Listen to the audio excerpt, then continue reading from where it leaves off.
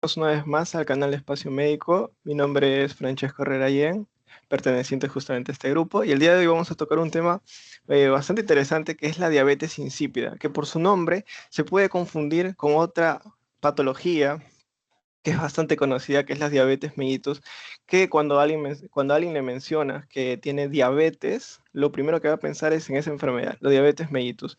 La diabetes mellitus es la enfermedad que todos conocemos en donde hay un exceso de glucosa en la sangre y luego todo eso produce alteraciones sistémicas, ¿no? Y luego las personas están pensando en que le van a cortar el pie porque su pie se va a necrosar.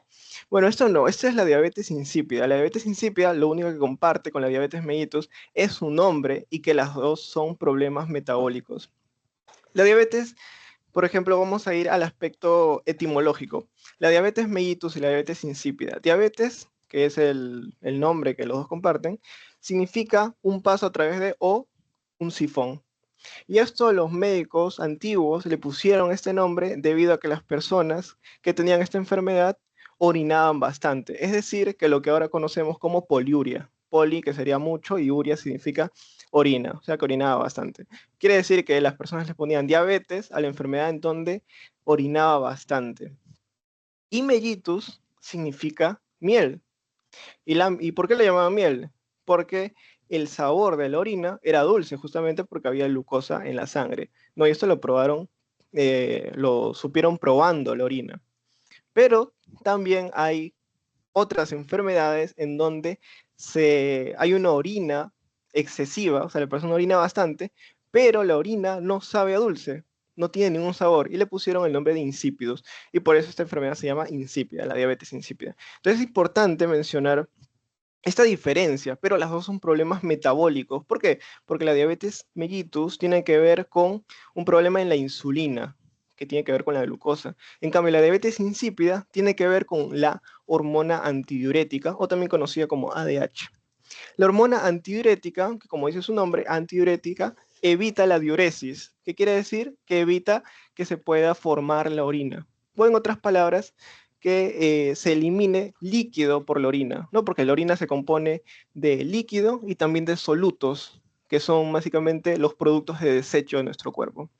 Y el líquido que se consigue en la orina es formado en los riñones y los riñones agarran ese líquido de la sangre, ¿no? Entonces, eso es esa es la función de la hormona antidiurética y el problema principal. Entonces, antes de hablar de la diabetes insípida, vamos a hablar un poco de la fisiología de esta hormona. Bueno, ahí está el logo de espacio médico y también estos van a ser los puntos que vamos a tocar.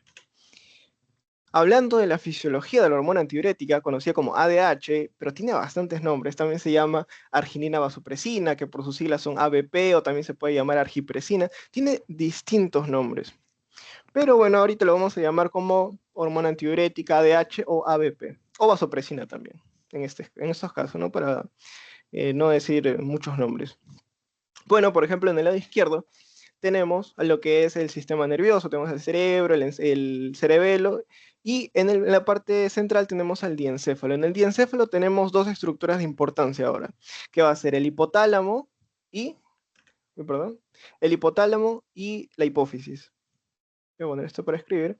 El hipotálamo y la hipófisis. El hipotálamo es un órgano importante para la homeostasis, porque tiene bastantes núcleos y cada núcleo tiene sus distintas funciones, pero todo eso para conseguir el equilibrio en el cuerpo. En cambio, la hipófisis también es un órgano encargado, es un órgano endocrino, en donde se secreta hormonas, que podemos ver que se divide en dos. Se divide en una parte anterior, que es llamada adenohipófisis, y una parte posterior, llamada neurohipófisis. Adenohipófisis viene adeno de glándula. Y claro, ¿no? En la parte anterior se secretan hormonas, porque es una glándula endocrina. Por ejemplo, se secreta la hormona de crecimiento, la corticotropina, la prolactina y muchas más hormonas. En la parte posterior se secreta dos hormonas nada más. La hormona antidiurética o ADH, que es nuestra protagonista el día de hoy, y la oxitocina, que es una hormona que tiene que ver con el embarazo, la gestación, el parto y otras cosas más. Pero lo más importante ahorita es la hormona antidiurética. La hormona antidiurética se produce aquí, en el hipotálamo. Especialmente, como había dicho, tiene varios núcleos el hipotálamo, pero se produce en dos núcleos. en el núcleo supraóptico y en el núcleo paraventricular. En estos dos núcleos del hipotálamo hay células que producen ADH. A estas células se les conoce como células magnocelulares, porque hay otro tipo de células en el hipotálamo conocidas como parvocelulares. Y estas células magnocelulares son estas que se pueden ver aquí. Magno tiene que ver con grande, ¿no? Estas células tienen sus cuerpos en el hipotálamo, pero tienen unos axones, o sea, unas colitas bastante largas que llegan hacia la parte posterior de la hipófisis, es decir, la neurohipófisis. Cuando estas células magnocelulares producen ADH, los envían a través de sus axones y terminan con sus terminales axónicos. Ya vamos a, bueno, hay engrosamientos conocidos como cuerpos de Herring que se ven más a nivel histológico que se encuentran a nivel de la neurohipófisis. Y en la neurohipófisis se almacena la hormona antidiurética para que ante distintos cambios la hormona antidiurética se libere a partir de esta zona y cumple sus funciones, evitar la diuresis. ¿Y por qué hay una hormona que evita la diuresis? Bueno, depende, porque todo tiene que ver para mantener el equilibrio. Si es que una persona, por ejemplo, está vomitando, está liberando líquido, entonces nuestro cuerpo ya no quiere eliminar más líquido de lo que se está eliminando en ese vómito. Entonces se libera la hormona antidiurética para evitar que el líquido salga por la orina, que es donde se controla la salida de los líquidos, que es en la orina. Y es así una de sus funciones, ¿no? Después de esto tenemos que el ADH, la ADH se va a dirigir hacia su órgano diana, y es que tiene bastantes receptores. Como es una hormona, se relaciona con receptores, pero hay receptores en bastantes lados, pero el lugar indicado en donde tiene que ir es el riñón. En el riñón, ese órgano que controla la volemia, la cantidad de sangre, debido a que puede controlar cuál va a ser la forma de orina.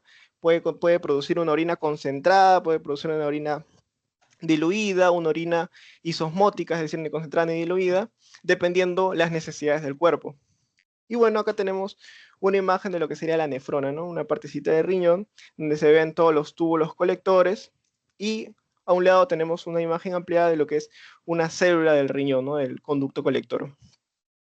Esta célula tiene dos caras, una cara apical y una cara basolateral. La cara apical, que es la que está aquí, se relaciona con el lumen del conducto colector, y la membrana vasolateral o cara vasolateral se relaciona con los vasos sanguíneos, o sea, con la sangre. En la cara apical se va a encontrar los receptores, perdón, aquí está en la cara apical, se van a encontrar los receptores de ABP. Esa es la cara vasolateral, esta es la cara apical. La cara vasolateral, que es por donde va a llegar esta hormona, vía por la sangre, va a ir a la cara vasolateral de la célula del conducto colector y se va a relacionar con su receptor, que es, en este caso es el receptor B2. Una vez que se relacione con este receptor, se va a activar un proceso, ¿no? Primero se va a activar una proteína G de tipo E, se luego va a activar a la enzima adinilato ciclasa, esta va a aumentar las cantidades intracelulares de AMP cíclico, y esto va a activar también a una proteína K tipo A, y esta va a producir o va a provocar que una proteína conocida como acuoporina se dirija hacia el lado apical de la célula del conducto colector. Es decir, permite la exocitosis de esta proteína, acuoporina. ¿Qué es una acuoporina? La acuoporina es una proteína de tipo como un túnel, como si fuera claro, un túnel que permite la entrada de agua o el paso de agua. Es acuoporina, ¿no? Permite la entrada de agua. Y esta es de tipo 2. ¿Por qué? Porque el tipo 2 es la que se va a encontrar en la membrana apical. Va a reabsorber el líquido que iba a salir por la orina, haciendo que ingrese a la célula del conducto colector.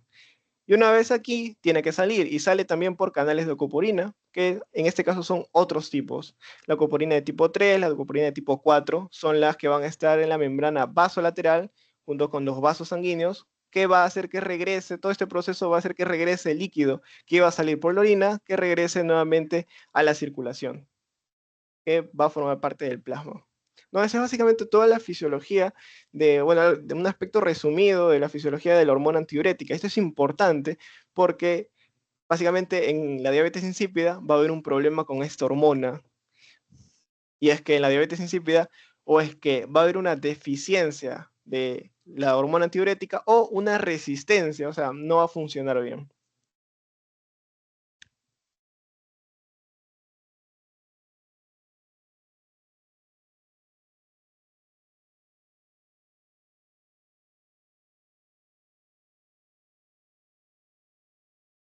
Ahora, ahora sí nos vamos a adentrar en lo que es la diabetes insípida. Esta se puede definir como un trastorno del metabolismo del agua. Es decir, que al afectar a esta hormona antidiurética se afecta el agua. O sea, al no poder esta hormona actuar o cumplir sus funciones, no va a haber una reabsorción de agua y por lo tanto va a haber una mayor eliminación o no va a haber un control en la eliminación del líquido que sale por la orina. Entonces va a haber más orina. La persona va a orinar bastante. Las personas con diabetes insípida orinan bastante y eso malogra su calidad de vida porque todo el rato están orinando, orinando, orinando, orinando. Aunque eso al principio no puede ser un problema, ¿no? Porque solamente piensas que es orinar bastante, comparado con otras enfermedades en donde sientes dolores y otras cosas, piensas que no es una enfermedad. Y bueno, al orinar bastante, también cambias la osmolaridad u osmolalidad de tu cuerpo, provocando de que tú tengas sed. Entonces también tomas bastante agua y empiezas a tener polidipsia, que es que la diabetes insípida está caracterizada por un síndrome conocido como el síndrome poliuria polidipsia. Síndrome quiere decir que son un conjunto de síntomas de una enfermedad. Y son varias enfermedades que van a tener estos síntomas o signos, que son la poliuria y la polidipsia. La poliuria es el exceso de orina y la polidipsia el exceso de sed. O sea, la persona va a tomar bastante agua. ¿No? Ahí vemos, por ejemplo, una persona que orina bastante y una persona que toma bastante agua. Y esto tiene dos lados por donde verlos. Por ejemplo, en la diabetes insípida, como hay un problema hormonal en donde la hormona antidiurética no está funcionando o no hay, entonces va a haber una constante producción de orina. Entonces va a haber primero una poliuria. Y esa poliuria va a provocar que nos dé sed. Entonces la persona va a tomar agua, bastante agua, teniendo polidipsia. Pero hay otras patologías en donde primero ocurre la polidipsia y después la poliuria. Y eso normalmente ocurre en una patología conocida como la polidipsia primaria, que es cuando la persona toma bastante agua y por consecuencia orina mucho, pero entra dentro del síndrome poliuria polidipsia, que es también un diagnóstico diferencial entre la diabetes insípida y la polidipsia primaria. La polidipsia primaria puede ser, por ejemplo, por trastornos psicológicos, ¿no? Una persona que tiene compulsividad al tomar agua, al tomar líquidos, toma bastante agua porque es compulsiva, empieza a orinar bastante. Y esto provoca que la orina salga diluida, ¿ok? Salga diluida, es decir, con mayor cantidad de líquidos. Pero ahora, algo que nos va a servir para poder entender después todo el tema es que se puede medir las concentraciones de orina en base a la osmolaridad o también la osmolalidad, que son dos conceptos químicos para referirse a una solución. La osmolaridad con una R se refiere a la cantidad de osmoles de soluto por cada litro de solución, mientras que la osmolalidad con L se refiere a la cantidad de osmoles a la cantidad de osmoles de soluto por kilogramo de solvente, es decir, de líquido. Estos dos no suelen variar en sus valores, pero se dice que la osmolalidad con L suele ser más precisa.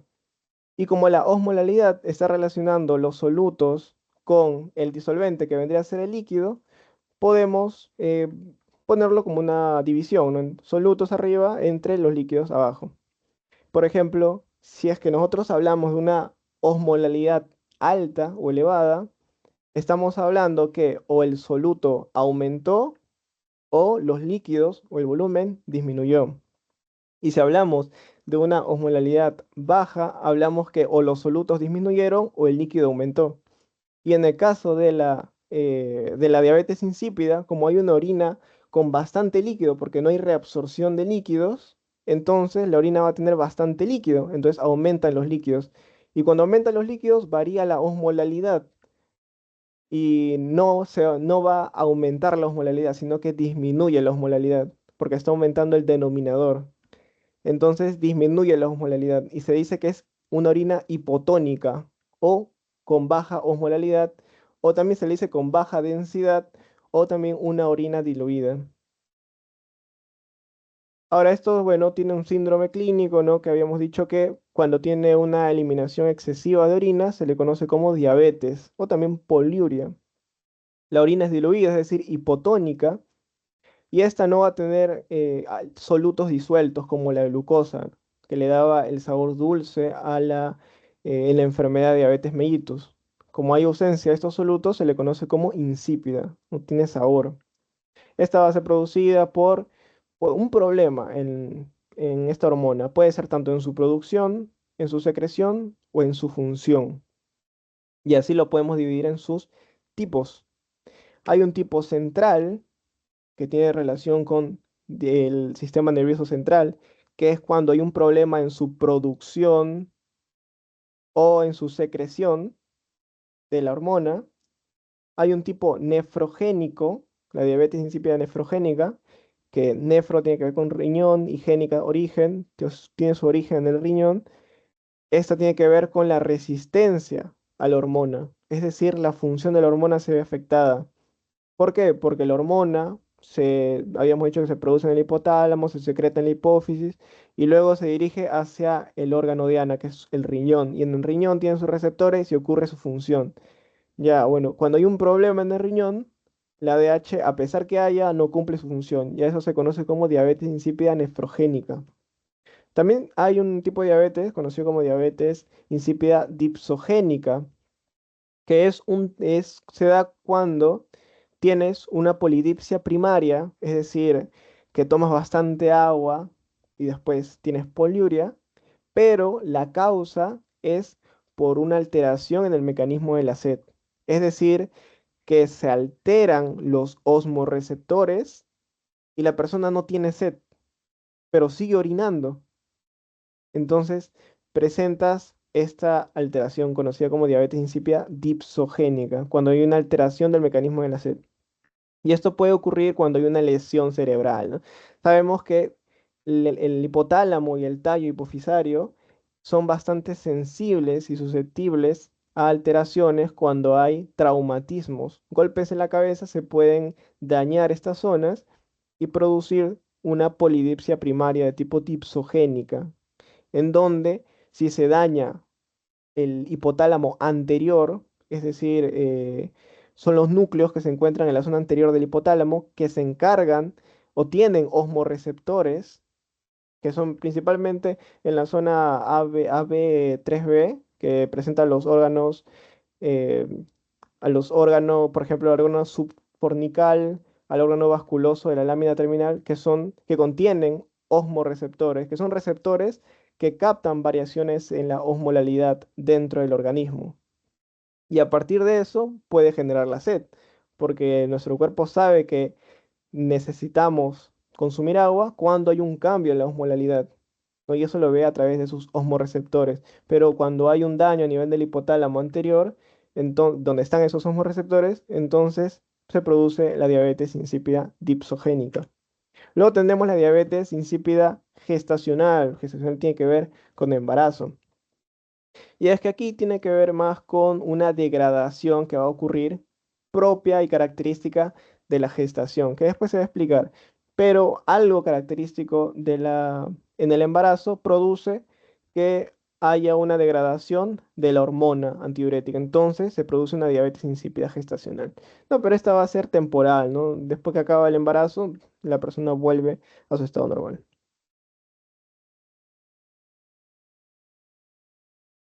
Acerca de la epidemiología, esta es una enfermedad bastante poco común y rara. Se dice que su incidencia es de 1 en 25.000 individuos, que es aproximadamente el 0,004% de la población mundial, que es muy poco, pero de todas maneras es importante que las personas sepan de ella, más que nada también por su confusión con la diabetes mellitus. Con respecto a la edad, no hay una edad específica para la enfermedad, pero sí puede depender dependiendo su etiología. Por ejemplo, hay formas hereditarias y hay formas adquiridas. Las formas hereditarias obviamente se van a representar más en la niñez, en la infancia, mientras que las adquiridas van a ser más frecuentes en la adultez, donde pueden ser, por ejemplo, un traumatismo.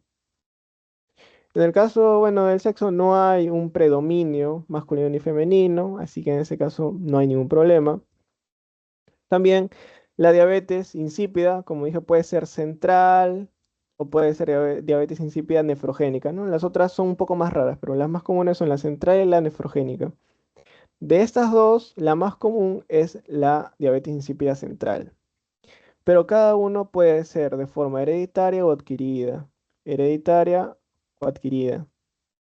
Y de todas las diabetes insípidas, las más comunes son las adquiridas, es decir, las hereditarias son muy poco frecuentes, más van a ser las adquiridas. Y entre la central y la nefrogénica, el tipo de diabetes insípida más común va a ser la central, es lo más importante.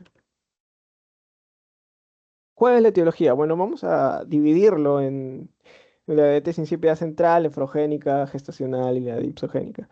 En el caso de la central, bueno, habíamos dicho que hay una parte hereditaria que se compone del 1% nada más. Y bueno, ¿qué puede ser? Por mutaciones del gen de la vasopresina o hormona antidiurética. Si hay una mutación en ese gen, pues no se va a producir de forma adecuada.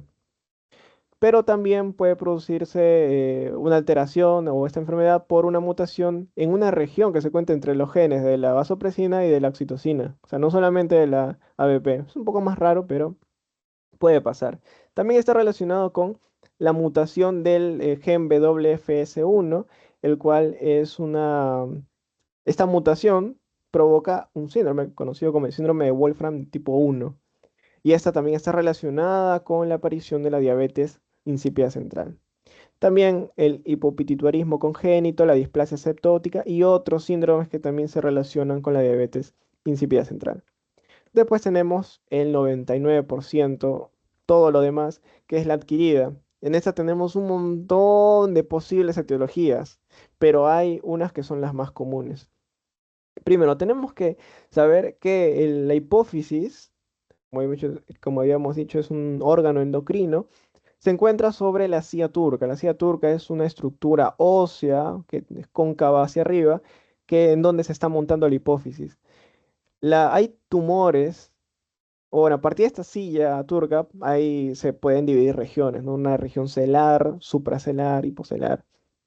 Pero la silla turca puede tener, esas regiones pueden haber tumores, como por ejemplo un macroadenoma hipofisario, ¿no? Que es un tumor en la hipófisis. Pero este tipo de tumores normalmente no suelen provocar una diabetes insípida central. Lo que sí suele provocar una diabetes insípida central es la cirugía en donde se va a quitar el tumor. Cuando hay tumores, ya sea supracelares o celares, el propio tumor, bueno, dependiendo del tumor, pero normalmente no produce la diabetes insípida central, pero sí la cirugía para sacarla sí lo produce. Es por eso que el 20% de las diabetes insípidas centrales son por cirugías transfenoidales, que bueno, es un tipo de cirugía que se realiza a través de las narinas, como se puede ver en la imagen. Y es un 20%, es bastante, o sea, es importante como es un factor de riesgo una persona que ha sufrido de una cirugía por una resección de un tumor en la región supracelar o celar. Otra es el trauma, ¿no? Un golpe en la cabeza, un traumatismo cráneoencefálico, puede provocar, como ya hemos dicho, daños en el hipotálamo o también en el tallo hipofisario. Pero principalmente estas estructuras son más susceptibles cuando el trauma es por desaceleración. Por ejemplo, si estás en un auto y este auto eh, para o frena de la nada así abruptamente, la cabeza se suele ir de hacia adelante, hacia atrás. Ya, eso genera un golpe, un trauma, una lesión por el propio choque con el cráneo, contra el cráneo. y eso se le conoce como un trauma por desaceleración. Y eso es muy probable que produzca una diabetes insípida central, constituyendo el 16%. También tenemos que la mayor o el mayor número de casos, porcentaje de casos que causan la diabetes insípida central es de forma idiopática, es decir, que no se conoce. Pero esto que no se conoce pueden ser por causas autoinmunes, por enfermedades infiltrativas o enfermedades inflamatorias. Dentro, por ejemplo, dentro de las infiltrativas tenemos la neurosarcoidosis, la histiocitosis de células de Langerhans, la hipofisitis, etcétera. Todo eso constituye o forma parte del aspecto idiopático que puede producir la diabetes insípida central y es la mayor cantidad de casos de forma idiopática. Luego hay otras formas de que la persona pueda tener esta patología, como enfermedades infecciosas del sistema nervioso central, muerte por ejemplo, infarto, síndrome de Sheehan, que puedan afectar el funcionamiento de la hipófisis, y también drogas como la fenitoína, el etanol, opioides y también anticuerpos monoclonales. Como, como parte de la etiología idiopática, también están las metástasis de cáncer que tienen un alto porcentaje de metástasis o diseminación hacia el cerebro, como por ejemplo el pulmón o cáncer de mama, que forma parte del 5% de diabetes insípida central, bueno, que es bastante importante, y también de tumores como especialmente el cráneofaringioma, que es un tumor del epitelio en esa zona, que también puede provocar la diabetes insípida central.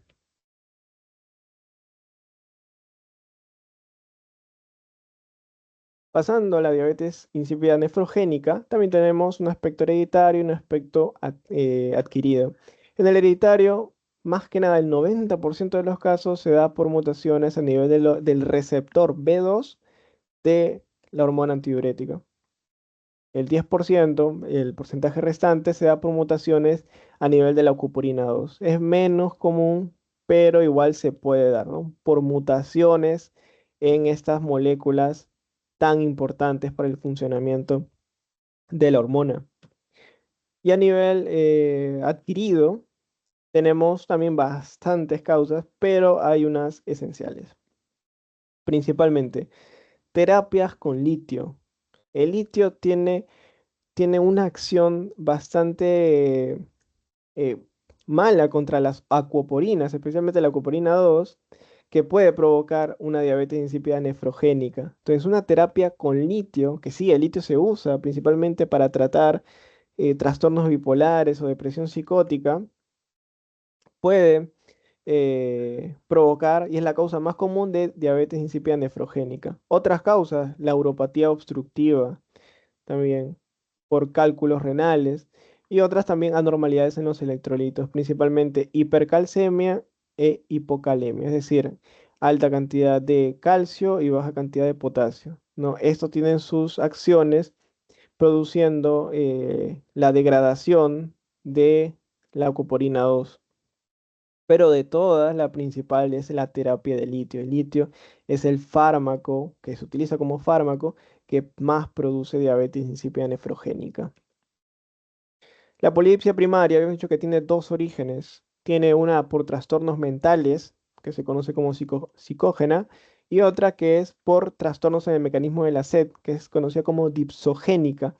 Y cuando es dipsogénica también se le puede llamar diabetes insípida dipsogénica porque es un trastorno del mecanismo de la sed, por una lesión del hipotálamo anterior que habíamos dicho que daña los osmoreceptores, que son tan importantes. La diabetes gestacional se da porque hay una degradación de ADH. ¿Quién degrada el ADH? Una enzima. ¿Cómo se llama la enzima? Vasopresinasa placentaria. Y como dice su nombre, se produce en la placenta. La placenta produce esta vasopresinasa placentaria que lo que hace es degradar a la vasopresina o ADH. Y esto va en proporción directa con el tamaño de la placenta, es decir, a mayor tamaño de placenta, mayor cantidad de vasopresinasa placentaria y por lo tanto mayor degradación de ADH. Y es bastante raro, es 2 a 4 casos por 100.000. Factores de riesgo, bueno, un poco repitiendo lo que son la etiología, la diabetes insípida central. Factores de riesgo, una persona que ha tenido una resección quirúrgica de tumores, principalmente en la región celar y supracelar, es un factor de riesgo. Personas que han sufrido lesiones cerebrales por desaceleración, como hemos dicho, cuando un auto frena, también puede provocar ese factor de riesgo. O enfermedades infiltrativas, inflamatorias y autoinmunes, que habíamos dicho que conforman la etiología idiopática, que es la más común. La nefrogénica, principalmente, si tiene una terapia con litio, puede tener una diabetes nefrogénica. La polidipsia primaria, con trastornos del desarrollo neurológico como el autismo o la discapacidad intelectual, y los trastornos psicóticos, como por ejemplo la depresión psicótica, los trastornos bipolares y más la esquizofrenia crónica. Es decir, las personas que tienen esquizofrenia crónica es muy probable o es lo más común que tengan una polidipsia primaria. Y la gestacional, como dije, que va en relación directa con el tamaño de la placenta. Si es que hay un embarazo gemelar, nacen con gemelos, la placenta es más grande, más vasopresinasa y por lo tanto mayor degradación y se produce diabetes insípida. Hablando ya de la fisiopatología, bueno, tenemos la diabetes insípida central. ¿Qué lo produce? Ya vimos la etiología. Pueden ser principalmente por cirugías, por traumas o también de forma idiopática por otras enfermedades infiltrativas, inflamatorias, etc. Autoinmunes también. Y todo eso provoca que haya un daño, pero un daño no en la neurohipófisis, sino principalmente en el tallo hipofisario. Porque cuando hay un daño en el tallo hipofisario, se rompen las conexiones o los axones de las neuronas magnocelulares. Y ahí es donde se produce la deficiencia de ADH. Cuando se daña la neurohipófisis, lo único que se consigue es nada, no se produce nada cuando se daña la neurohipófisis, porque ahí solamente se almacena. En cambio, cuando se daña el hipotálamo o también más comúnmente el tallo hipofisario, que es bastante delicado, se produce deficiencia de ADH, produciendo diabetes insípida central. Esta ausencia de perdón, de ADH provoca que no haya vasopresina y por lo tanto no se estimula la célula del conducto colector que habíamos hablado antes. Entonces no se produce la activación del receptor, activación de la proteína GS, activación de la adenilato ciclasa, activación de MP cíclico, activación de la proteína quinasa A, ni la exocitosis de la acuoporina 2. Y por lo tanto no se produce reabsorción de agua y por lo tanto hay eliminación de agua poliuria. Pero hay algo característico de la diabetes insípida central que es que cuando se produce por un daño en el perdón, en el tallo hipofisario, puede producir una respuesta trifásica, es decir, tres fases. Hay un daño en el tallo hipofisario, producen tres fases, uno, dos, tres. La primera es la propia lesión del tallo hipofisario, es decir, que la lesión daña al tallo hipofisario, daña las conexiones, esos axones, y se produce un resentimiento de las neuronas magnocelulares. La segunda fase es la etapa de un síndrome, que es el síndrome de secreción inadecuada de H, que es cuando la neurohipófisis, que ya está en degeneración por haber cortado las conexiones con las neuronas magnocelulares, está en degeneración, empieza a soltar todo el almacén de hormonas que tiene, y tiene ADH, entonces empieza a soltar bastantes, bastante hormona antidiurética. Y a esto se le conoce como secreción inadecuada de H, que tiene sus propios síntomas y signos. Pero como las neuronas magnocelulares no están conectadas con la neurohipófisis, entonces esta etapa en donde se secreta inadecuadamente el ADH termina porque el almacén ya no se está recargando, sino solamente se está liberando. Entonces, la fase 2 termina cuando el almacén de ADH se acaba. Y cuando se acaba, hay deficiencia de ADH. Y la tercera fase es cuando ocurre la diabetes insípida central. Ahora, pero hay algo malo, y es que también puede haber una diabetes insípida central y además por un trauma se puede dañar el hipotálamo anterior y el hipotálamo anterior tenía osmorreceptores y esos osmorreceptores eran encargados del mecanismo de la sed. Y si se daña también estos osmorreceptores, además de tener una diabetes insípida central y que tienes el síndrome de poliuria polidipsia, no solamente tienes eso, sino que tienes pérdida de la sed, porque se altera el mecanismo de la sed. Entonces solamente haces poliuria, ya no, y la persona ya no consume agua, solamente hace poliuria. Y eso es bastante malo. ¿Por qué? Porque la sed es necesaria, porque la está equilibrando la pérdida de agua. Entonces las personas que tienen esto presentan una hipernatremia y una deshidratación bastante más grave, debido a que empiezan a perder líquidos y el sodio empieza a aumentar en base a su osmolalidad. Y a esto se le conoce como una diabetes insípida central adípsica, es decir, no se toma agua, el mecanismo de la sed está alterado. La siguiente, la nefrogénica, se produce porque hay un problema ya no en el hipotálamo, no hay nada aquí, sino en el riñón.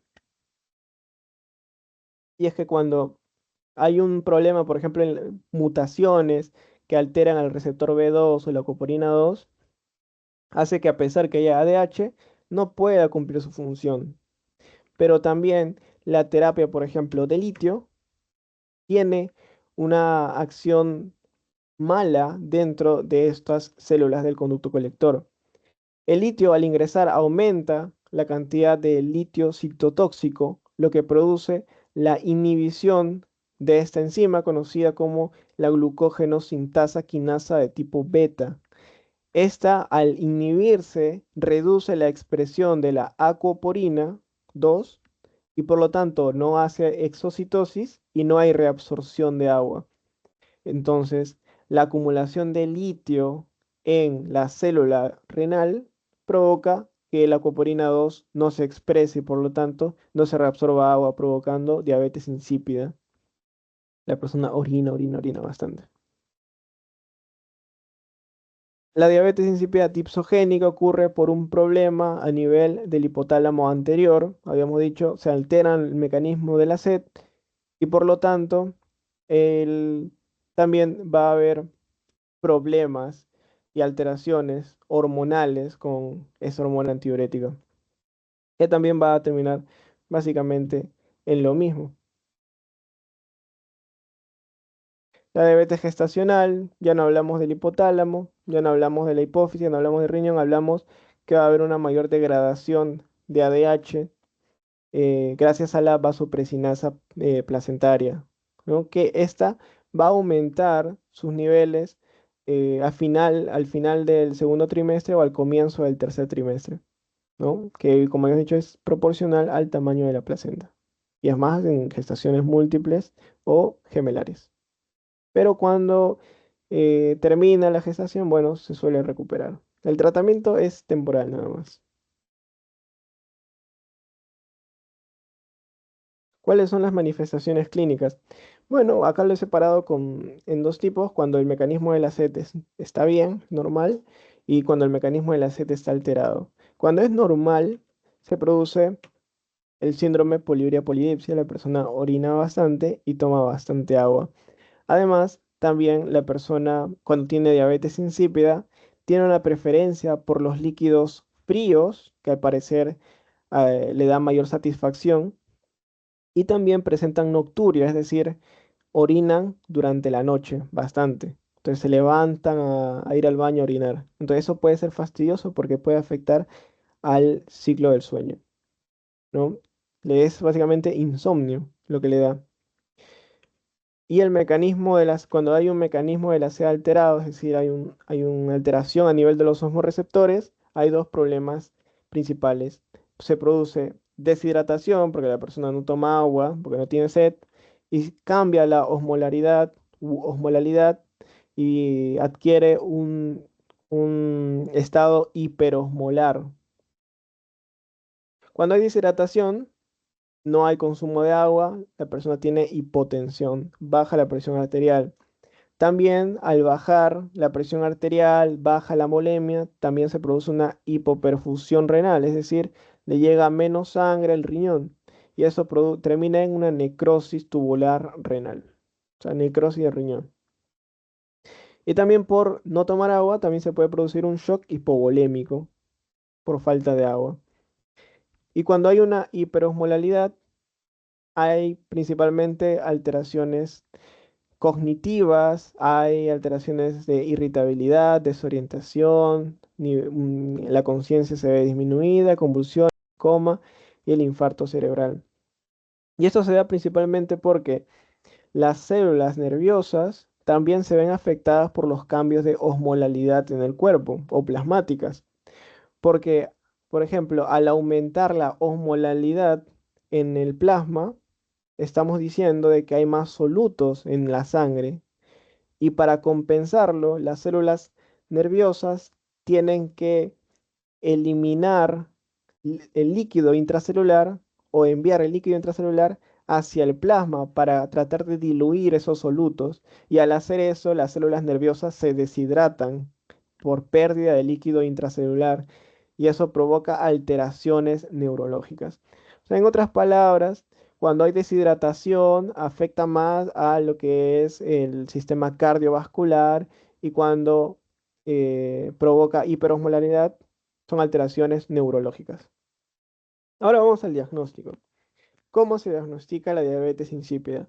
Bueno, lo principal del diagnóstico es que mayormente se tiene que separar con la polidipsia primaria, porque son dos cosas distintas, con tratamientos distintos, pero son fácilmente separables hasta cierto punto. Y hay una prueba que ha sido tomada como la prueba de referencia durante años para la diabetes insípida, el cual es la prueba de privación de agua indirecta, también conocida como el test de deshidratación o la prueba de Miller, que como su nombre dice, a la persona la van a evitar o van a evitar que el paciente tome agua durante un cierto tiempo para que su cuerpo sufra deshidratación a propósito y así los médicos puedan ver cómo reacciona su cuerpo ante un proceso de deshidratación. Se le dice indirecta porque indirectamente vamos a ver el funcionamiento de la hormona antidiurética, porque la hormona antidiurética es difícil de medir en la sangre debido a que tiene poco tiempo, o sea, tiene un tiempo de vida bastante corto, entre otras cosas, que evitan que se pueda realizar una medición de la hormona antidiurética. Entonces tenemos otras formas de diagnóstico o para saber cuál es el funcionamiento de esta hormona. En este caso, esta prueba lo que quiere hacer es conocer cuál es el funcionamiento de la vasopresina. ¿Y en qué consiste? Consiste en dos fases, la primera fase y la segunda fase. La primera fase principalmente nos sirve para diferenciar entre una polidipsia primaria, es decir, una persona que consume agua y después tiene poliuria, y una diabetes insípida, que primero tiene poliuria y después toma bastante agua. Y la segunda fase, que ya nos permite diferenciar entre los tipos de diabetes insípida, principalmente la central y la nefrogénica. ¿En qué consiste la primera fase? Vamos a pensar, si es que una persona con diabetes insípida presenta una alteración hormonal, ya sea por su función o ya sea por la deficiencia de esta hormona, entonces, si es que a la persona la privan del agua, va a reducir la volemia y en una persona normal su cuerpo trataría de buscar el equilibrio. Entonces, se produciría la secreción de la hormona antidiurética y por lo tanto la reabsorción de líquidos, provocando que la orina tenga una mayor concentración, o sea una orina concentrada, porque bota menos líquido. Al no tomar agua, bota menos líquido y es una orina hipertónica. Eso es lo que pasaría en una persona normal, que a términos ya numéricos sería que una persona normal tiene la capacidad de concentrar su orina a más de 800 miliosmoles por kilogramo. Eso pasaría en una persona normal. Si es que la privan de agua, su orina sale concentrada. Pero en una persona con diabetes insípida, a pesar que la prives de agua, como tiene una deficiencia o hay un problema en la función de la ADH, a pesar de eso, su orina no se va a poder concentrar, sino que va a ser diluida o en otros casos va a ser una orina isosmótica y por lo tanto vamos a pensar que es diabetes insípida. Y justamente eso, la privamos de agua y en el caso que la concentración de orina aumente, o sea, la orina se concentre, podríamos decir que es polidipsia primaria, mientras que si la orina no se concentra, es diabetes insípida. Ahora, la segunda fase, ya una vez que separamos la polidipsia primaria con la diabetes insípida, vamos a diferenciar los tipos entre la central y la nefrogénica. Y para esto le vamos a dar ADH. Pero esta ADH no le podemos dar la ADH que forma nuestro cuerpo. Le vamos a dar una la hormona antidiurética, pero en versión sintética, un análogo de esta hormona, conocida como la desmopresina. La desmopresina es un análogo, o sea, tiene su misma función, pero es sintética. No es la natural, la orgánica que se forma en nuestro cuerpo, sino que es otra modificada, que tiene más tiempo de vida. Entonces, le inyectamos aproximadamente 2 a 4 microgramos de desmopresina subcutánea o intravenosa para que vaya directamente a la sangre. Y esta desmopresina, pues como es ADH, solamente que con otro nombre, entonces va a concentrar la orina. Eso sería en teoría, ¿no? Porque es la desmopresina. Pero vamos a pensar, si es que es una diabetes insípida central y le damos desmopresina, la diabetes insípida central es una deficiencia, o sea, no tiene ADH. Y si le damos ADH en forma de desmopresina, asunto solucionado. Es decir, vuelve a concentrar la orina. En cambio, una diabetes insípida nefrogénica, que sí tiene ADH, pero ese ADH no funciona por un problema en el riñón, aunque le demos desmopresina, no va a poder concentrar la orina. Y a partir de eso se realiza el diagnóstico. Si se concentra la orina después de la inyección de desmopresina, se le puede considerar diabetes insípida central. Si es que no hay concentración de orina, la nefrogénica. Y bueno, hay casos en donde tenemos que terminar la prueba antes, porque se dice que esta prueba tiene que durar 17 horas, aunque en algunos lugares también le dicen que es de 6 a 8 horas. Pero hay otros casos en donde la prueba se termina y es cuando la privación del agua pone en riesgo la vida del paciente, como por ejemplo el sodio sérico llega a 150 milismoles por litro, o hay una pérdida del 3 al 5% del peso corporal, o hay otros signos de deshidratación, hay hipotensión ortostática, otras formas en donde pone en riesgo la vida del paciente, o si no, ya se puede determinar el resultado de la prueba, ¿no? Cuando la osmolaridad ya sale concentrada, entonces ya podemos parar la prueba y decir, bueno, se concentró la orina. O cuando no se concentra en repeticiones de esta prueba, y ahí es donde podemos decir que hay una imposibilidad para concentrar la orina. Entonces ahí tenemos que hay casos en donde se puede terminar la prueba antes de las 17 horas. Pero lo importante es que tengamos este simple diagnóstico, aunque suele ser más complejo, que después lo vamos a ver en un algoritmo que es un poco más complejo que esto, pero es importante entender cuál es la idea general de esta prueba de privación, porque es la esencial. Pero claro, hay otras que son, podemos decir, más actuales, que tiene mayor efectividad. Y ahí entramos a la medición de la copeptina. Y es que es un término nuevo, la copeptina. La copeptina es un péptido. Pero ¿por qué nos importa tanto este péptido? Y es que un precursor de la vasopresina u hormona antidiurética es la arginina vasopresina.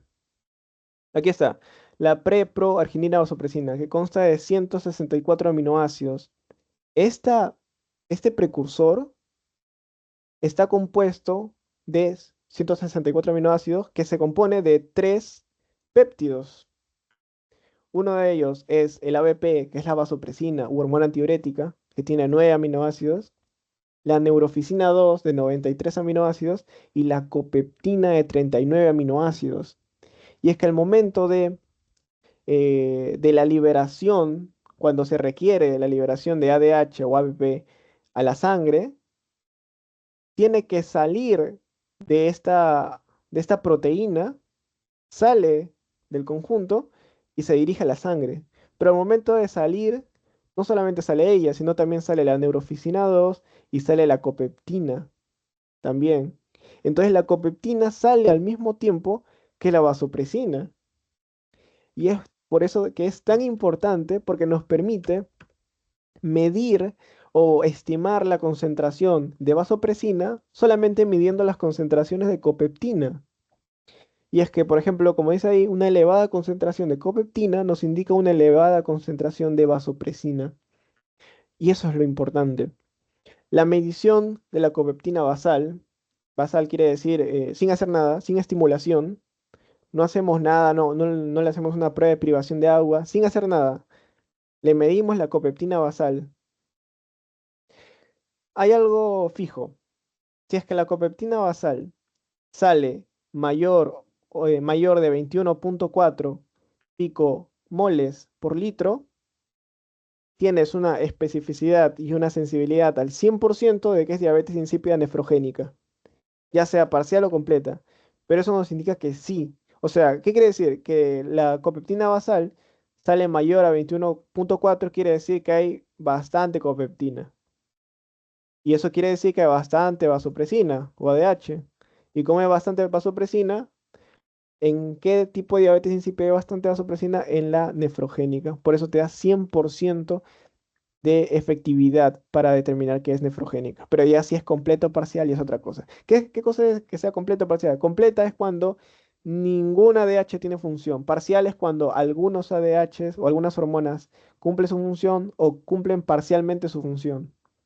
Esa es la diferencia, ¿no? La parcial es un poco más difícil de determinar. Pero esa es la importancia de la medición de copeptina basal. Es cuando mides, así sin estimular nada, la copeptina. Ahora, si es que lo que vamos a ver después es que hay pruebas para que también vamos a medir copeptina, pero vamos a estimularla. Y es que acá entran dos pruebas.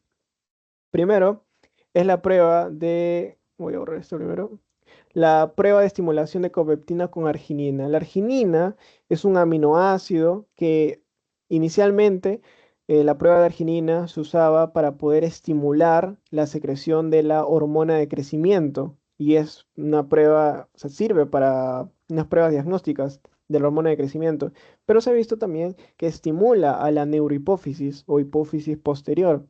Y por lo tanto la arginina, si es que se le administra arginina, también va a haber una liberación de ADH y por eso vamos a medir la copeptina. Y aquí ya hay valores. Si es que la copeptina es baja, es decir, menos de 3,8 picomoles por litro, es diabetes insípida central. Si es mayor de 3,8, es polidipsia primaria. Y esta prueba nos sirve para diferenciar entre una diabetes insípida central y una polidipsia primaria. Digamos que es una prueba que más o menos reemplazaría la primera fase de la privación, de la prueba de privación de agua. No es otro tipo de prueba. Luego tenemos otra que es la prueba de solución salina hipertónica. Esta consiste en administrar en una solución salina hipertónica al 3%, más o menos a 0,05 mililitros por kilogramo por minuto. Esa es la velocidad. Más o menos 2 horas o hasta que el sodio sérico llegue hasta los 150 milimoles por litro o equivalentes por litro. Y es que al darle una solución salina le estamos dando sal al paciente y al darle sal cambiamos la osmolaridad y esto va a hacer que nuestro cuerpo de forma normal libere ADH e intente concentrar la orina. Y cuando se libera ADH, se libera también copeptina. Si la copeptina, vamos a medir copeptina, si la copeptina sale menor o igual de 4,9 picomoles por litro, es decir, sale baja, entonces estaríamos ante una diabetes insípida central. Pero si sale mayor que 4,9 sería polidipsia primaria. Nuevamente, quiere decir que estas dos pruebas sirven para diferenciar entre una polipsia central, perdón, una diabetes insípida central y una polipsia primaria. No vemos que los resultados de la copeptina siempre son menores para diabetes insípida central porque en la diabetes insípida central no se libera ADH, entonces la copeptina tampoco se libera, por eso es menor. ¿No? Y bueno, se te tienen que hacer mediciones cada 30 minutos, ya sea de la osmolaridad, ya sea de sodio, ¿no? Para evitar riesgos en el paciente. Otras formas también de diagnóstico tenemos la resonancia magnética pituitaria para poder analizar la hipófisis. Y aquí vemos, por ejemplo, dos datos importantes que, bueno, solamente sirve como complemento para el diagnóstico de diabetes insípida. Y es que al nivel de la resonancia magnética, la neurohipófisis siempre está con un puntito brillante. Ese puntito brillante se dice que es por la acumulación de ADH. Y en casos, por ejemplo, de que haya una lesión y se produzca una diabetes insípida central, se dice que la resonancia magnética pituitaria hay ausencia del punto brillante en la neurohipófisis, aunque no siempre es así, y se dice que también el punto brillante lo puede causar la acumulación de oxitocina, también puede ser, ¿no? Pero es un dato complementario, ¿no? Otra cosa también es que ahí se puede medir el tallo hipofisario, aparte de ver su integridad. Si es que está engrosado más de 3,5 milímetros, podemos pensar en una enfermedad infiltrativa, inflamatoria, autoinmune, porque por eso es el engrosamiento, ¿no? Y además que podemos detectar craneofaringiomas, adenomas hipofisarios, que nos va a servir. Entonces, una resonancia magnética pituitaria es importante como complemento para el diagnóstico de la diabetes insípida. Ahora sí vamos a ver cómo es el algoritmo más complejo de la diabetes insípida. Lo primero que tenemos que hacer es ver al paciente y tenemos que sospechar que el paciente tiene una poliuria hipotónica, es decir, que orina bastante y es diluida, orina diluida. Para esto vamos a hacerle una recolección de orina de 24 horas. De esta, bueno, tenemos que la poliuria se caracteriza en términos numéricos como tiene que ser mayor de 50 mililitros por kilogramo por 24 horas o por día. Que en caso de que sea menor, tendríamos que ya descartar que es un síndrome poliuria polidipsia y tendríamos que realizarle una evaluación genitourinaria. O sea, ya no tiene nada que ver con un síndrome de poliuria polidipsia. Como un diagnóstico de entrada. La persona tiene que tener poliuria. Y para que tenga poliuria tiene que tener una orina mayor o igual a 50 mililitros por kilogramo por día. E hipotónica significa que tiene baja osmolalidad o también osmolaridad. Y aquí depende el artículo que se lea. En la literatura hay dos puntos de corte distintos. Hay algunos que dicen que hipotónico es menos de 300 miliosmoles por kilogramo, y es verdad, porque lo normal es de 300 a 800, y menos de eso es hipotónico, más de 800 es hipertónico. Entonces lo correcto sería que el hipotónico sea menos de 300, pero en algunos artículos toman el punto de corte en menos de 800, es decir, que no sea concentrado, que no sea hiperosmolar. ¿Por qué? Porque esto permite ampliar la posibilidad de detectar a una persona que tenga diabetes insípida y tenga una orina no hipotónica, sino tenga una orina isotónica, es decir, que se encuentra dentro de los rangos de concentración normales. Y es que también pueden haber personas, pacientes que tengan diabetes insípida y que no tengan una orina hipotónica. Es por eso que a veces se amplía este rango, este intervalo, a 800 para determinar que la persona, por lo menos basalmente, no tenga la capacidad normal de concentrar la orina, pero puede tener la orina tanto hipotónica como isotónica. En este caso vamos a tomar como punto de corte de menos de 800 miliosmoles por kilogramo. Después de eso, de saber que tiene poliuria y que su orina sea hipotónica, tenemos que medir el sodio sérico y además la osmolalidad plasmática, es decir, la osmolalidad en el plasma, en la sangre. Y como medimos la sal, las sales, el sodio, tenemos eh, tres resultados. Cuando el sodio sérico sale bajo, cuando sale normal y cuando sale alto.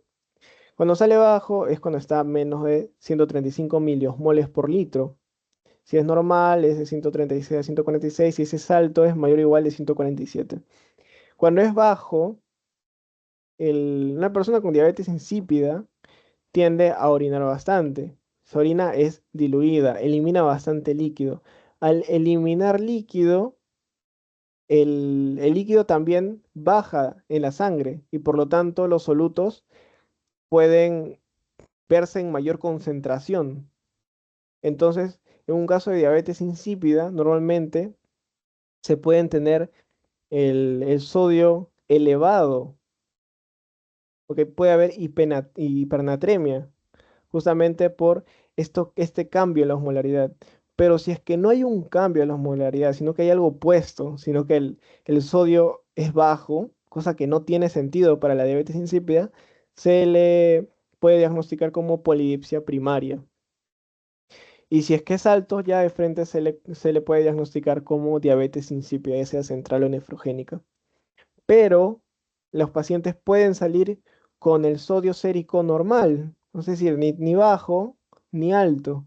Y cuando sale normal es donde crea más dudas, porque puede ser polidipsia o puede ser diabetes insípida. Y si tienes diabetes insípida puede ser central o nefrogénica.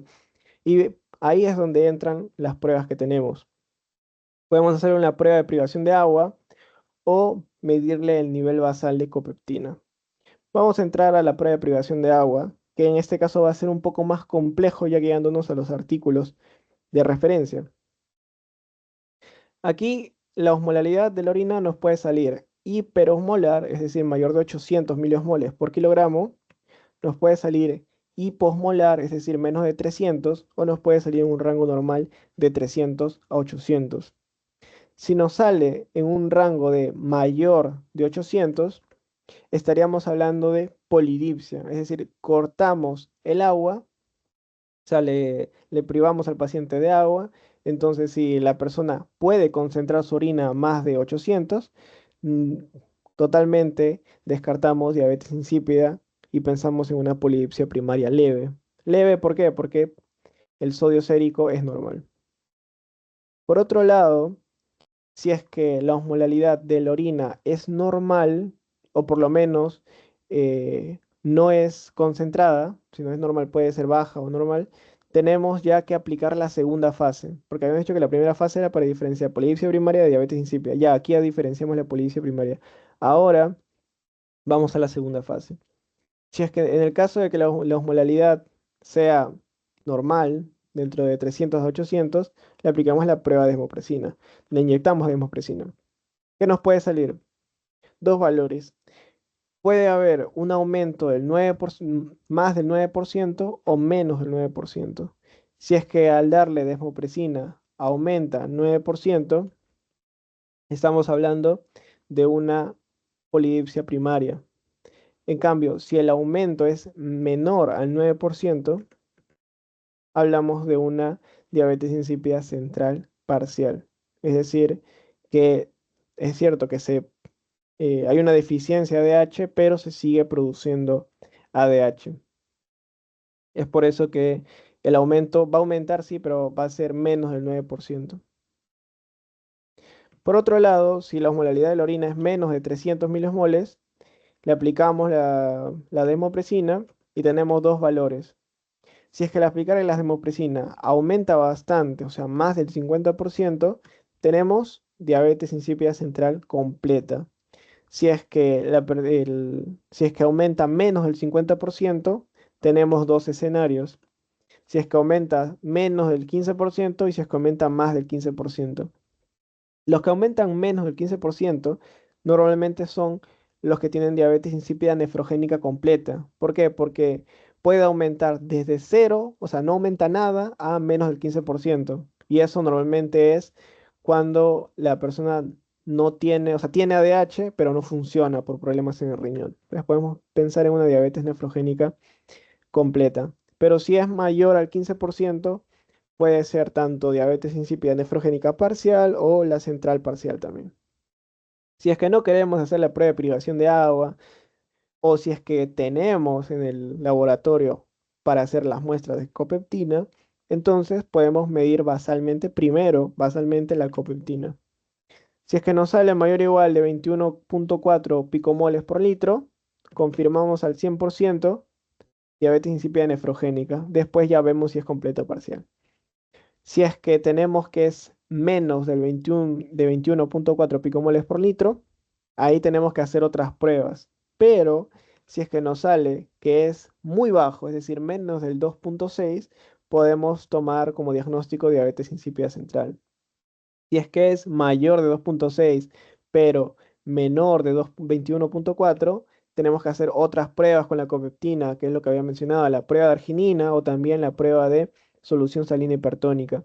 La prueba de arginina es una prueba que no tiene efectos secundarios, por lo tanto se recomienda usar a pesar que sigan estudios. La prueba de solución salina hipertónica, al igual que la prueba de privación de agua, tienen efectos secundarios, ya que en una le incitas a la deshidratación y en otra puedes provocar un aumento del sodio, provocando hipernatremia. Entonces es poco peligroso.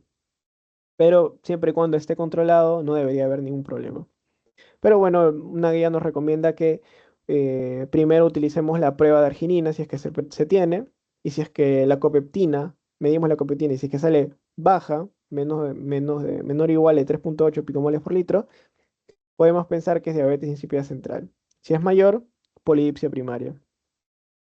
Y si le hacemos una prueba de solución salina hipertónica primero, tiene que salir la copeptina menor o igual de 4,9 para que sea central y mayor de 4,9 para que sea polidipsia primaria. También le podemos hacer primero una prueba de arginina y en el caso que tengamos dudas, hacerla nuevamente una prueba de solución salina hipertónica. En el caso de que tengamos dudas nada más. Hablando un poco del tratamiento, cuando tienes diabetes insípida central, deficiencia de ADH, ¿cuál es el tratamiento principal? Aplicarle, o sea, que tengas ADH. Y la ADH sintética, un análogo, es la desmopresina. Entonces, a estas personas se les da desmopresina. Es como si tuvieras diabetes perdón, diabetes mellitus de tipo 1, ¿no? Que se les inyecta insulina. Acá se les inyecta desmopresina, porque tienen falta de desmopresina. Y esto puede ser de forma oral, intranasal, sublingual o subcutáneo intravenoso. Las formas más comunes son la oral y la intranasal. Pero ojo, tiene algunas indicaciones, como por ejemplo intranasal puede reducir su efectividad cuando hay inflamación en las vías nasales, así que solamente a tener en cuenta eso. Pero la común es la oral. La oral normalmente se da 0,1 a 0,2 miligramos, que sería 100 microgramos, 200 microgramos. Intranasal son 10 microgramos por 0,1 mililitros de spray. Sublingual va a variar dependiendo si son mujeres o varones. Y el subcutáneo intravenoso son 1 o 2 microgramos 2 veces por día. ¿Cuál es la complicación más importante de estos fármacos? Es la hiponatremia. Y es que lo principal es que cuando una persona tiene diabetes insípida, lo que quiere es tratar mejorar su calidad de vida, hacer que no orine mucho, porque es lo que se produce en esta enfermedad. No hay tantos problemas mortales, a menos que hayan problemas en los osmoreceptores. Solamente la persona toma agua y orina mucho. Entonces, esto es más que nada para mejorar la calidad de vida. Y al darle desmopresina, hacemos que concentre la orina. Y si es que la persona no toma suficiente agua, o bueno, o toma bastante agua, pero no la puede eliminar, termina acumulando líquidos y aumentando o disminuyendo la osmolalidad, teniendo hiponatremia. O sea, disminuye el sodio, pero no porque el propio electrolito disminuye, sino porque la osmolalidad cambia, aumenta el volumen, se produce hiponatremia. ¿Cómo se soluciona? Bueno, solamente retrasamos las dosis hasta que haya acuaresis, es decir, eliminación de líquidos sin pérdida de electrolitos. También se le puede dar diuréticos tiacínicos, y es que es mm, un poco raro, ¿no? Que le den un diurético, algo para orinar a una persona que ya de por sí orina bastante. Es algo paradójico. Pero sí, se usan diuréticos tiacínicos, que después voy a explicar por qué, cuál es el mecanismo de acción. Esto se le da normalmente a los bebés y a los niños pequeños, o también cuando la persona, cuando no hay desmopresina que se le puede aplicar, también se le pueden dar diuréticos tiacínicos. Es una segunda línea, básicamente. O también, es, eh, es bueno cuando los bebés o niños pequeños tienen una diabetes insípida hereditaria. ¿Por qué? Porque ellos tienen una dieta en base a líquidos. Entonces los diuréticos tiacínicos ayudan a mejorar eso. Pero una vez que pasen a la dieta a sólido, se les recomienda desmopresina, que es el mejor tratamiento. Dentro de los tiacínicos tenemos la hidroclorotiazida, una dosis de 1 a 4 miligramos por kilogramo por día en una o dos dosis diarias, y clorotiazida también, que tiene una, tiene una presentación también líquida, que es bueno para los bebés y niños, que se le da en 5 a 10 miligramos por kilogramo por día. Por otra parte, en la diabetes insípida nefrogénica, en donde sí hay la hormona antidiurética, pero no funciona los receptores, o no se puede exocitar la coprina 2, lo primero que tenemos que hacer es tratar la causa subyacente. Si es que la causa es reversible, es decir, que, por ejemplo, se está tratando con litio, ¿qué tenemos que hacer? Suspender el tratamiento con litio y la persona o su riñón se va a recuperar. Si es que la persona tiene hipopotasemia o hipercalcemia, arreglar, solucionar eso y se va a arreglar. Si tiene uropatía obstructiva, solucionar la uropatía y se va a solucionar la diabetes insípida. ¿Ok? Aunque hay algunos estudios que dicen de que a pesar que lo reviertas, a pesar que ocurra una reversión, aún así la persona va a tener dificultades para concentrar la orina. Pero ahí es donde vas a aplicar una, se aplica el tratamiento adecuado, que es que la persona tome bastante agua, o sea, tome el agua adecuada, digamos así, no bastante, sino que tome agua, que no se deshidrate, ¿sí? Que tome agua, y además le vamos a dar diuréticos tiacínicos. Va a tener la persona una dieta baja en solutos, y además se le puede agregar un AINE como la indometacina para mejorar el síntoma de la poliuria o signo de la poliuria.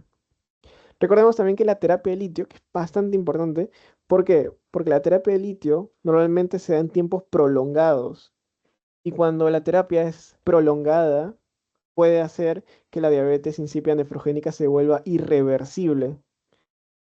Entonces hay que tener bastante cuidado con el litio, porque puede ser tanto reversible como irreversible dependiendo del tiempo de- el tiempo que esté en la terapia de litio. Ahora, como dije, si es que no se puede revertir, se vuelve irreversible, ¿qué le vamos a dar? Que tome agua, y le cambiamos la dieta, le damos diuréticos, y si queremos le podemos agregar un AINE para mejorar la poliuria. En el caso de la dieta baja en solutos, principalmente tiene que consumir menos proteínas y menos sodio. ¿Qué nos recomienda? Que las proteínas no superen el 1 gramo por kilogramo, y el sodio que no supere los 2,3 gramos por día. En el caso de los diuréticos tiacínicos, ¿cómo es que funcionan? Recordemos que los diuréticos tiacínicos actúan a nivel de un cotransportador que se encuentra en el túbulo contorneado proximal, perdón, túbulo contorneado distal de la nefrona. Ahí se encuentra el cotransportador sodio-cloro, pero los diuréticos tiacínicos inhiben a este cotransportador. Ahora, ¿cómo esto es bueno para, para el tratamiento de diabetes insípida, que también se usa para la central, como hemos visto? Y es que al disminuir o al inhibir este cotransportador sodio-cloro, evitamos que se reabsorba sodio. Por lo tanto, el sodio es eliminado. Ocurre natriuresis. Eliminación, diuresis, orina, natriuresis, o sea, es que se orina sodio, bastante sodio. Y al eliminar sodio, el sodio, como es un osmolito que controla la volemia, el cuerpo empieza a tener un déficit de volumen, o sea, una pérdida de volumen. Y esto es captado por los osmoreceptores, y automáticamente disminuye la tasa de filtración glomerular, y también aumentan la reabsorción de agua en el túbulo contorneado proximal. Pero lo aumentan demasiado, tanto que el agua se empieza a reabsorber bastante en el túbulo proximal y por lo tanto disminuyendo la cantidad de líquido que va a salir por la orina, que es algo paradójico, ¿no? Entonces, recapitulando, ¿qué es lo que sucede? Se inhibe el cotransportador, esto provoca que se elimine sodio, se pierde volumen, pero al perder volumen, el cuerpo reacciona y para entrar a un equilibrio aumenta, o sea, tiene varios mecanismos, pero uno de ellos es que aumenta la reabsorción de agua y también de sodio en el túbulo proximal. Cosa que lo que va a llegar al túbulo contorneado distal va a ser poca agua. ¿Por qué? Porque lo demás ya ha sido reabsorbido. Entonces, se va a solucionar la poliuria. Ahora, ¿por qué la AINES como la indometamicina van a ayudar? Y es que los AINES, bien sabido que inhiben a las ciclooxigenasas tipo 1, tipo 2, y estos evitan que se puedan producir moléculas como las prostaglandinas y también los tromboxanos. Y en particular la prostaglandina E2 se ha visto que esta evita o contrarresta la acción de la ADH. Entonces, al eliminar, o bueno, al inhibir a la ciclooxigenasa y y por lo tanto ya no se produce la prostaglandina E2, entonces no puede contrarrestar la acción del ADH. Entonces el ADH, que aún funciona, potencia su función. Entonces ayuda a que se pueda, digamos, se pueda solucionar o mejorar ese síntoma de la poliuria. Otras formas también, y es que cuando la persona tiene diabetes insípida nefrogénica parcial, es decir, parcialmente funciona, también secundariamente, como de segunda línea, se le puede dar desmopresina también, pero solamente en dosis suprafisiológicas, es decir, dosis bastante altas para que se pueda observar una solución clínica. Por último, la diabetes insípida tipsogénica se soluciona sin fármaco, solamente con terapia conductual. Y bueno, si es que tiene trastornos mentales, tratarlos con antipsicóticos. Si es que tiene diabetes insípida gestacional, se les da temporalmente desmopresina. Y eso sería todo con respecto a la teoría. Vamos a pasar a las preguntas. Nos dice, ¿cuál de las siguientes es la causa más frecuente de la diabetes insípida central? De todas estas, la más frecuente es la idiopática, que se relaciona con enfermedades infiltrativas, con enfermedades autoinmunes e inflamatorias. ¿Qué hormona es la que se encuentra alterada en la diabetes insípida? Es la hormona antidiurética, también llamada vasopresina, argipresina, BP, etc. ¿Cuál de los siguientes medicamentos puede causar diabetes insípida nefrogénica? Esa es claramente la de litio, ¿no? Que es la causa más común de diabetes insípida nefrogénica adquirida. Una terapia de litio, que hemos dicho que inhibe la expresión de la leucoporina 2. Varón de 20 años, desde hace 6 meses, presenta poliuria, polidipsia, tenemos un síndrome poliuria polidipsia, y tiene cefalea global. ¿Cuál podría ser el diagnóstico de diabetes insípida? ¿Cómo se podría dar el diagnóstico? En primer lugar, el diabetes insípida se caracteriza por poliuria, siempre lo he repetido. Entonces, eliminamos las claves que tienen anuria, que es que no orina nada, y oliguria, que orina poco. Entonces nos quedamos con poliuria, poliuria, poliuria. Ahora nos hablan densidad urinaria alta, densidad urinaria baja, hipernatremia, hiponatremia. Tenemos que ver qué es la densidad. Bueno, la densidad es un aspecto físico que se puede relacionar con una fórmula que es masa sobre volumen. Cuando hablamos que tiene una densidad urinaria alta, es como decir, para que sea alta tiene que aumentar la masa o disminuir el volumen. Y eso es para que sea alta. Y para que sea baja, tiene que disminuir la masa o aumentar el volumen. En el caso de la diabetes insípida, hay orina diluida, aumento de volumen. El aumento de volumen te da una densidad urinaria baja, hipotónica. Entonces eliminamos todas las altas. Y bueno, ¿qué es lo que ocurre en la diabetes insípida? ¿Hipernatremia o hiponatremia? Bueno, eso ocurre a nivel urinario, es la orina diluida. Pero al eliminar líquidos de la persona, o sea, eliminamos volumen, o sea, en la orina hay bastante volumen, en el plasma queda menos volumen, y al haber menos volumen, el sodio, a pesar de no aumentar por el cambio de osmolaridad, se dice que hay una hipernatremia por euvolemia. Por lo tanto, es característico que haya poliuria, densidad urinaria baja e hipernatremia.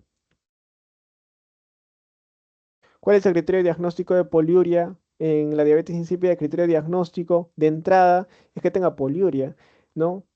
Y para esto tiene que ser mayor de 50 mililitros por kilogramo por 24 horas o un día, ¿no? Que sería la respuesta a la D. ¿Cuál es el tratamiento de elección en la diabetes insípida central? Tenemos diabetes insípida central, es deficiencia de ADH. Entonces, el tratamiento de elección es darle ADH, un análogo sintético conocido como la desmopresina. ¿Cuál es la característica principal de la diabetes insípida? Habíamos dicho que cursa con hipernatremia, una baja densidad urinaria, o también conocida como orina hipotónica o hiposmolar, ¿no? Vamos a ver, hipernatremia con oliguria. Bueno, acá en diabetes insípida hay poliuria, eso no podría ser. Hiponatremia, no porque cursan con hipernatremia. Poliuria, eso sí, orina hiposmolar, es verdad, es hipotónica o hiposmolar, o sea, diluida. Esa sería la respuesta. La siguiente vamos a leerla, dice orina hiperosmolar, no. Hipercalcemia con anuria, no, ¿no? Ninguno de los dos, sería la C. ¿Cuál es el hallazgo característico en la prueba de restricción hídrica en un paciente con diabetes insípida nefrogénica? Habíamos dicho que la prueba de restricción hídrica tiene dos fases, una primera y una segunda. La primera sirve para diferenciar entre polidipsia primaria y la diabetes insípida, en donde ocurre justamente la restricción de agua, la privación de agua. En cambio, la segunda sirve para diferenciar eh, diabetes insípida, sirve para diferenciar entre la diabetes insípida central y la diabetes insípida nefrogénica. Entonces, en la primera se restringe el agua y en la segunda se le administra desmopresina. Para, a ver, vamos a ver, si en el caso que sea una diabetes insípida nefrogénica, primero no tendría que concentrarse en la orina en la primera fase. Y en la segunda fase, al administrarle la desmopresina, tampoco tendría que aumentar la concentración de la osmolaridad. Vamos a ver las claves. Aumento de la osmolaridad urinaria. Si es que fuera diabetes insípida central, después de la administración de la desmopresina tendría que aumentar la osmolaridad, pero esto es nefrogénica. Es incorrecto. No hay aumento significativo de la osmolaridad urinaria. Esto parece ser cierto porque justamente ante la prueba de privación de agua, una persona con la nefrogénica, la concentración parece no variar porque nunca aumenta. No le hace caso ni a la privación ni a la desmopresina. Parece ser la respuesta. La C, disminución de la osmolaridad plasmática. No ocurriría ninguna disminución de la osmolaridad, más bien aumenta la osmolaridad debido a que disminuye, perdón, sí, claro, disminuye el volumen plasmático. Y hiponatremia no ocurre hipernatremia. Entonces la respuesta sería la B. En un paciente con sospecha de diabetes insípida, ¿qué resultado esperaría encontrar en la osmolaridad plasmática y urinaria?